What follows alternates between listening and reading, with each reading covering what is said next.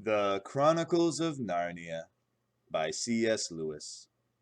Book 5 The Horse and His Boy. Chapter 6 Shasta Among the Tombs. Shasta ran lightly along the roof on tiptoe. It felt hot to his bare feet. He was only a few seconds scrambling up the wall at the far end, and when he got to the corner, he found himself looking down into a narrow, smelly street, and there was a rubbish heap against the outside of the wall, just as Corin had told him. Before jumping down, he took a rapid glance round him to get his bearings. Apparently, he had now come over the crown of the island hill on which Tashban is built. Everything sloped away before him, flat roofs below flat roofs, down to the towers and the battlements of the city's northern wall. Beyond that was the river, and beyond the river a short slope covered with gardens. But beyond that again, there was something he had never seen the like of. A great yellowish-gray thing, flat as a calm sea and stretching for miles. On the far side of it were huge blue things, lumpy but with jagged edges, and some of them with white tops. "The desert! The mountains!" thought Shasta. He jumped down onto the rubbish and began trotting along downhill as fast as he could in the narrow lane, which soon brought him into a wider street where there were more people. No one bothered to look at a little ragged boy running along on bare feet. Still, he was anxious and uneasy till he turned a corner and there saw the city gate in front of him. Here he was pressed and jostled a bit, for a good many other people were going out also. And on the bridge beyond the gate the crowd became quite a slow procession, more like a queue than a crowd. Out there, with clear running water on each side, it was deliciously fresh after the smell and heat and noise of Tashban. When once Shasta had reached the far end of the bridge, he found the crowd melting away. Everyone seemed to be going either to the left or the right along the river bank. He went straight ahead up a road that did not appear to be much used, between gardens. In a few paces he was alone, and a few more brought him to the top of the slope. There he stood and stared. It was like coming to the end of the world, for all the grass stopped quite suddenly a few feet before him, and the sand began. Endless, level sand, like on a seashore, but a bit rougher because it was never wet. The mountains, which now looked further off than before, loomed ahead. Greatly to his relief, he saw, about 5 minutes' walk away to his left, what must certainly be the tombs, just as Bree had described them. Great masses of mouldering stone, shaped like gigantic beehives, but a little narrower. They looked very black and grim, for the sun was now setting right behind them. He turned his face west and trotted toward the tombs. He could not help looking out very hard for any sign of his friends, though the setting sun shone on his face so that he could hardly see anything. And anyway, he thought, of course they'll be round on the far side of the farthest tomb, not this side where anyone might see them from the city. There were about 12 tombs, each with a low, arched doorway that opened into absolute blackness. They were dotted about in no kind of order, so that it took a long time, going round this one and going round that one, before you could be sure that you had looked round every side of every tomb. This was what Shasta had to do. There was nobody there. It was very quiet here out on the edge of the desert, and now the sun had really set. Suddenly, from somewhere behind him, there came a terrible sound. Shasta's heart gave a great jump, and he had to bite his tongue to keep himself from screaming. Next moment he realized what it was. The horns of Tashban blowing for the closing of the gates. "Don't be a silly little coward," said Shasta to himself. "Why, it's only the same noise you heard this morning." But there is a great difference between a noise heard letting you in with your friends in the morning, and a noise heard alone at nightfall shutting you out. And now that the gates were shut, he knew there was no chance of the others joining him that evening. "Either they're shut up in Tashban for the night," thought Shasta, "or else they've gone on without me. It's just the sort of thing that a Ravis would do. But Bree wouldn't. Oh, he wouldn't. Now, would he?" In this idea about a Ravis, Shasta was once more quite wrong. She was proud and could be hard enough, but she was as true as steel and would never have deserted a companion, whether she liked him or not. Now that Shasta knew he would have to spend the night alone, it was getting darker every minute, he began to like the look of the place less and less. There was something very uncomfortable about those great, silent shapes of stone. He'd been trying his hardest for a long time not to think of ghouls, but he couldn't keep it up any longer. "Ow! Ow! Help!" he shouted suddenly, for at that very moment he felt something touch his leg.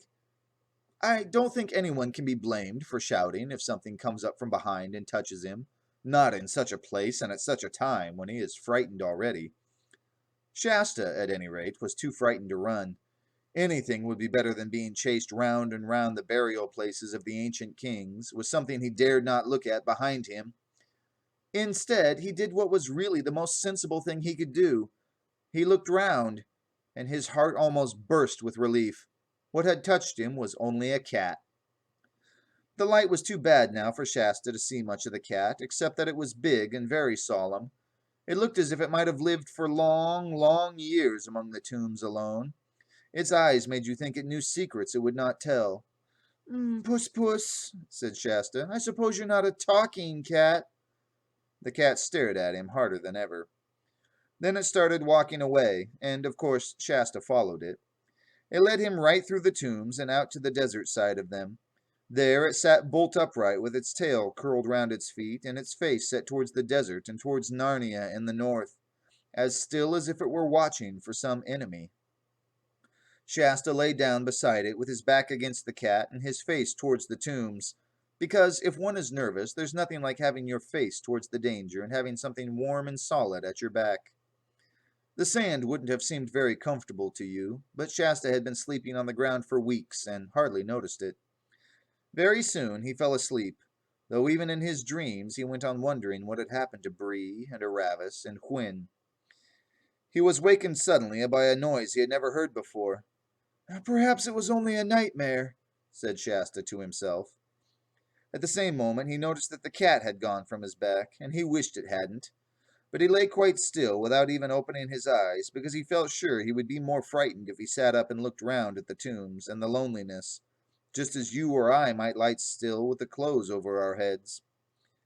But when the noise came again, a harsh, piercing cry from behind him out in the desert, then, of course, he had to open his eyes and sit up. The moon was shining brightly. The tombs, far bigger and nearer than he had thought they would be, looked gray in the moonlight. In fact, they looked horribly like huge people draped in gray robes that covered their heads and faces. They were not at all nice things to have near you when spending a night alone in a strange place. But the noise had come from the opposite side, from the desert. Shasta had to turn his back on the tombs, he didn't like that much, and stare out across the level sand. The wild cry rang out again. I hope it's not more lions, thought Shasta. It was, in fact, not very like the lion's roar he had heard on the night when they met Hwin and Aravis, and was really the cry of a jackal. But of course Shasta did not know this. Even if he had known, he would not have wanted very much to meet a jackal. The cries rang out again and again. There's more than one of them, whatever they are, thought Shasta, and they're coming nearer. I suppose that if he had been an entirely sensible boy, he would have gone back through the tombs nearer to the river where there were houses, and wild beasts would be less likely to come. But then there were, or he thought there were, the ghouls. To go back through the tombs would mean going past those dark openings in the tombs, and what might come out of them? It may have been silly, but Shasta felt he would rather risk the wild beasts. Then, as the cries came nearer and nearer, he began to change his mind. He was just going to run for it when suddenly, between him and the desert, a huge animal bounded into view. As the moon was behind it, it looked quite black, and Shasta did not know what it was, except that it had a very big, shaggy head and went on all fours. It did not seem to have noticed Shasta, for it suddenly stopped, turned its head towards the desert, and let out a roar which re-echoed through the tombs and seemed to shake the sand under Shasta's feet. The cries of the other creatures suddenly stopped, and he thought he could hear feet scampering away.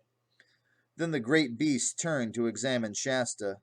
It's a lion. I know it's a lion, thought Shasta. I'm done. I wonder, will it hurt much? I wish it was over.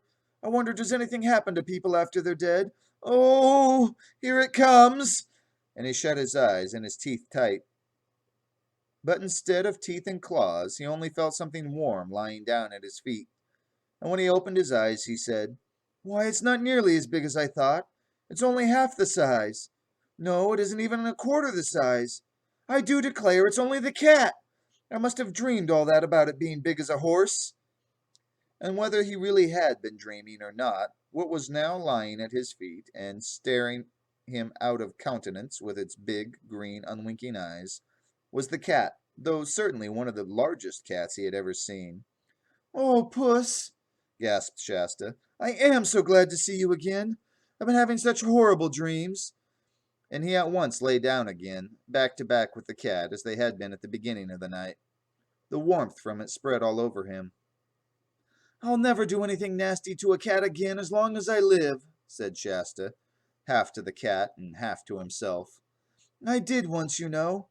I threw stones at a half-starved, mangy old stray. Hey, stop that!" For the cat had turned round and given him a scratch. "None of that," said Shasta. "It isn't as if you could understand what I'm saying."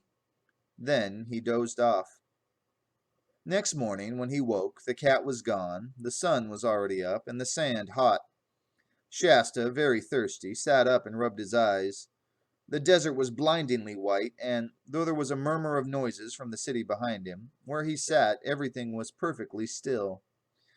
When he looked a little left and west, so that the sun was not in his eyes, he could see the mountains on the far side of the desert, so sharp and clear that they looked only a stone's throw away. He particularly noticed one blue height that was divided into two peaks at the top, and decided that it must be Mount Pyre. "That's our direction, judging by what the raven said," he thought. "So I'll just make sure of it so as not to waste any time when the others turn up." So he made a good, deep, straight furrow with his foot pointing exactly to Mount Pyre.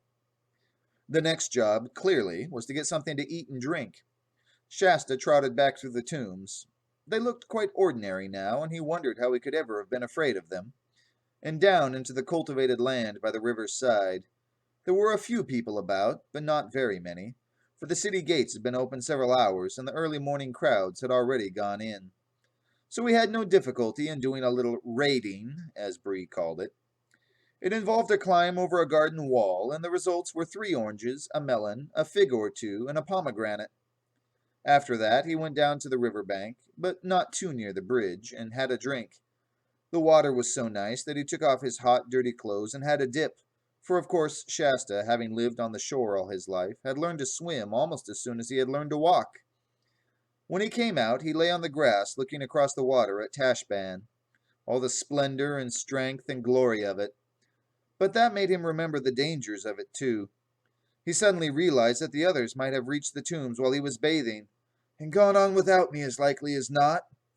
So he dressed in a fright and tore back at such a speed that he was all hot and thirsty when he arrived, and so the good of his bathe was gone. Like most days when you are alone and waiting for something, this day seemed about 100 hours long.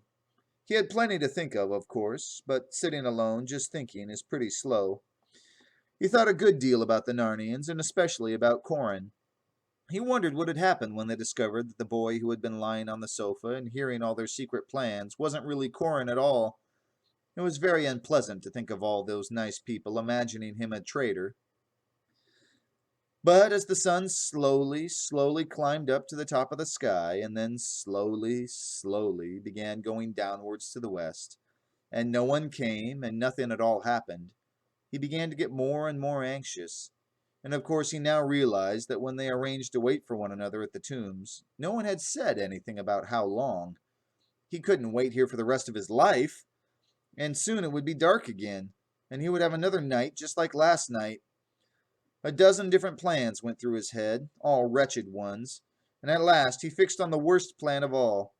He decided to wait till it was dark and then go back to the river and steal as many melons as he could carry and set out for Mount Pyre alone, trusting for his direction to the line he had drawn that morning in the sand.